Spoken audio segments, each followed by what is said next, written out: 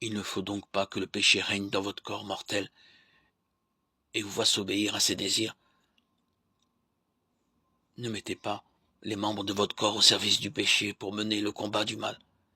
Mettez-vous au contraire au service de Dieu, comme des vivants revenus de la mort, et offrez à Dieu vos membres pour le combat de sa justice.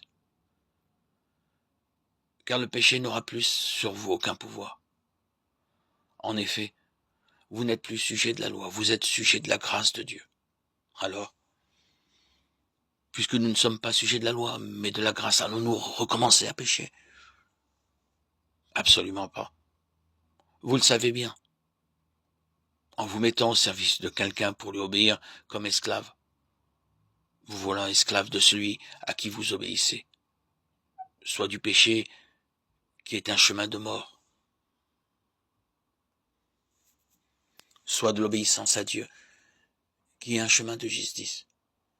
Mais rendons grâce à Dieu, vous qui étiez esclave du péché. Vous avez maintenant obéi de tout votre cœur à l'enseignement de base auquel Dieu vous a soumis. Vous avez été libérés du péché, vous êtes devenus les esclaves de la justice. J'emploie ici un langage humain adapté à votre faiblesse.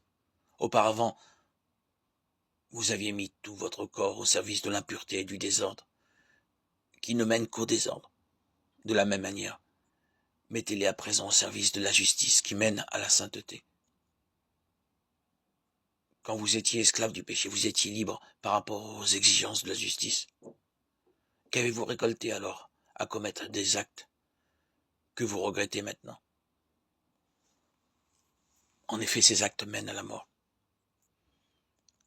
Mais maintenant que vous avez été libérés du péché, que vous êtes devenus les esclaves de Dieu, vous y récoltez la sainteté, et cela aboutit à la vie éternelle. Car le salaire du péché, c'est la mort.